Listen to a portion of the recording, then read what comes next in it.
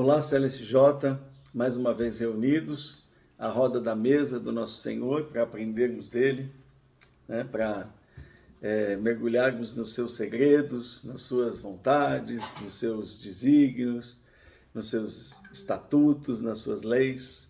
Coisa maravilhosa, né? Muito bem. E todos que nos acompanham hoje, eu tenho uma notícia muito importante para todos vocês, tanto para os membros da CLSJ, para a igreja, quanto para aqueles que nos acompanham, para aqueles que andam conosco, que estão sempre nos prestigiando e que ouvem a palavra que o Senhor tem derramado sobre as nossas vidas, né? Nós vamos começar o nosso primeiro curso de batismo. Olha que notícia maravilhosa, tá bom? Eu sou Alan Rodrigues, pastor da CLSJ, Caminho da Luz, Seguidores de Jesus, e nós vamos começar o nosso curso de batismo. E eu quero te fazer uma pergunta. Você sabe de onde o batismo surgiu? Ele é um dogma religioso, uma crença, pertence a alguma denominação, alguma religião, ou ela foi instituída por Deus? Você tem certeza disso? Você tem salvação sem batismo? Ou, se você preferir, o batismo salva? Eu devo batizar crianças? Deve ser por aspersão ou por imersão? Então, todas essas dúvidas nós iremos tratar nessa preparação do batismo. É um estudo de 4 semanas preparatório. Nosso objetivo é oferecer a todas as pessoas que forem revelados da obra salvadora de Cristo prontamente uma preparação para que elas possam tomar uma decisão, sim ou não, sobre o significado verdadeiro do batismo, sua importância, seriedade e caráter decisivo na vida do crente. Segundo ponto, muito importante, é que não temos intenção de encher a igreja de batizados, encher a igreja de crentes. Nós queremos formar filhos de Deus, soldados, combatentes fortalecidos na fé e regenerados para a obra de santificação que vem a seguir após o batismo. Nós não podemos, com nossa força, manter as pessoas na igreja, ou fiéis até o fim. Mas uma coisa nós podemos fazer: dar a instrução, dar as ferramentas para que isso ocorra. Não será pela nossa omissão que nós perderemos as pessoas, mas pela vontade delas. Como eu disse, nós não podemos forçar ninguém a ficar na igreja. Como muitas pessoas que a gente conhece, que se batizam, andam pela igreja durante alguns anos, depois voltam para outras religiões. Nosso intuito é fazer com que as pessoas conheçam a verdade e escolham, de livre e espontânea vontade, o seu caminho. O curso de batismo não visa somente aqueles que não foram batizados, mas todos aqueles que já foram batizados também, porque nós queremos ensinar coisas, profundidades acerca do batismo e o valor do batismo que muitas vezes aqueles que já foram batizados ainda não aprenderam. Então o curso é para todos, tá bom? Muitos sabem o porquê do batismo, de onde ele surgiu, porque essa ordenança é tão importante, e eu pretendo abordar todos esses pontos. Muita gente não conhece, não sabe por quê, até mesmo quem já foi batizado, não foi instruído na sua profundidade. E como eu não posso deixar de mencionar, muita gente nem é informada que precisa se batizar. E por quê? Então, nesse momento, quero abordar a passagem de Atos dos Apóstolos, capítulo 8, do versículo 26 a 38. Eu nem vou entrar no batismo de Jesus, tá? Nem vou entrar na questão do batismo de Jesus, na passagem do batismo de Jesus. Isso nós vamos abordar em outro momento. Atos dos Apóstolos 8, versículo 26. Mas um anjo do Senhor falou a Filipe, dizendo: levanta-te e vai em direção do sul, pelo caminho que desce de Jerusalém a Gaza, o qual está deserto. Levantou-se e foi. E eis que um etíope eunuco, mordomo-mor de Candace, rainha dos etíopes, o qual era superintendente de todos os seus tesouros, e tinha ido a Jerusalém para adorar. Veja, irmãos, eu já vou ler o texto e já vou fazer a análise do que está acontecendo aqui para que você entenda. Esse eunuco era da África, ele tinha vindo a Jerusalém a adorar. Portanto, ele tinha a adorar porque ele cria no Deus dos judeus. Ele saiu de outro país para adorar o Deus dos judeus, do qual ele tinha ouvido falar. Então, esse homem tinha uma fé profunda no Deus único, no nosso Senhor, no Pai do nosso Senhor Jesus Cristo, naquele Deus que havia se revelado para o povo judeu. No 28 diz assim: e ele regressava, sentado no seu carro, e lia o profeta Isaías. Irmãos queridos, ele tinha um livro das Escrituras.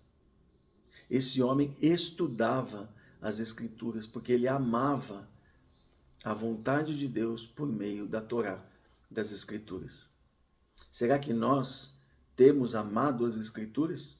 Esse homem que não conhecia a Cristo, não conhecia o Senhor Jesus, o Salvador do mundo, estava buscando e adorando o Deus verdadeiro, o Deus Yahvé, o Deus do povo judeu.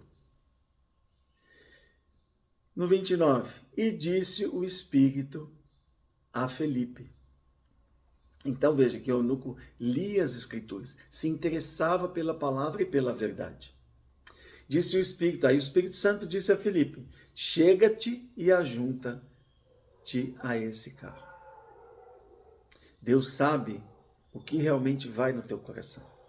Sabia do interesse do eunuco e providenciou para que ele recebesse a revelação da salvação.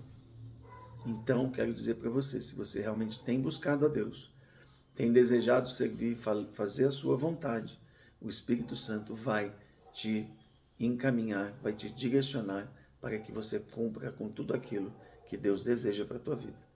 E no 30 diz, e correndo Felipe ouviu que lia o profeta Isaías e disse, entendes porventura o que estás lendo? E ele respondeu, pois como poderei entender se alguém não me ensinar? E rogou a Felipe que subisse com ele e se sentasse. Para entender as Escrituras, você tem que ser instruído por alguém. Não existe aprendizado que cai do céu, nem você aprendendo na sua casa. Você precisa da igreja, da instrução de mestres, de pessoas que Deus já tenha derramado e ensinado para que possa te ensinar, para que possa te instruir. Essa ideia de igreja de casa, igreja em casa pela internet, não funciona. Não existe isso. Ora, no 32. Ora, a passagem da escritura que ele estava lendo era essa. Foi levado como ovelha ao matadouro. Isaías está falando da crucificação de Jesus. 600 anos antes de Jesus aparecer. E como está mudo o cordeiro diante do que o tosquia. Isso é uma figura. O pastor tosquiava a ovelha assim, quando estavam maltratando, chicoteando, açoitando, espancando, cuspindo em Cristo, ele não abriu a boca, não disse uma palavra para combater aquilo, para se retratar. Ele aceitou o sacrifício da sua vida por sua causa, sem abrir a boca, sem reclamar. E diante do que o tosquia, assim ele não abre a sua boca. Na sua humilhação foi tirado o seu julgamento. Quieto ele recebeu a condenação. Quem contará a sua geração? Porque sua vida é tirada da terra. Ele foi morto. Então ele não teve genealogia, Jesus, né? Não teve filhos. Ele gerou filhos espirituais, mas não teve filhos. Respondendo ao eunuco Felipe, disse, rogo-te, de quem diz isso o profeta? De si mesmo ou de algum outro? Então Felipe tomou a palavra e, começando por esta escritura, a partir desta passagem, anunciou-lhe a Jesus, começou a comunicar como ele havia vindo por meio da Virgem e assim por diante, e até ter sido crucificado. Então as escrituras falam somente de uma coisa, Cristo crucificado. Se alguém vier com outro evangelho que não seja esse, ele está, na verdade, popularmente falando, enchendo linguiça e te enganando. Indo eles caminhando, chegaram a um lugar onde havia água. a água. E disse o eunuco: eis aqui a água.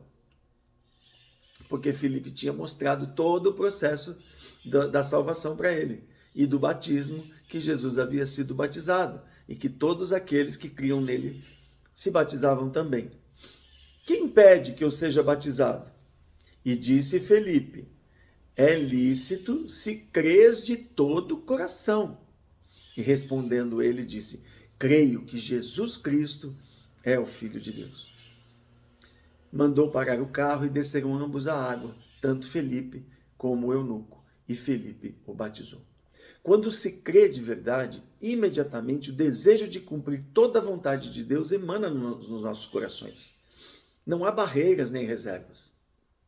Eu me lembro, quando eu me converti, eu andava pela rua pedindo para Deus que, por favor, não voltasse antes que eu me batizasse. Porque eu li as Escrituras, eu ouvi das Escrituras que eu precisava me batizar e eu achava que se Jesus voltasse eu não tinha salvação. Mas esse é outro ponto, eu não vou dar spoiler aqui não.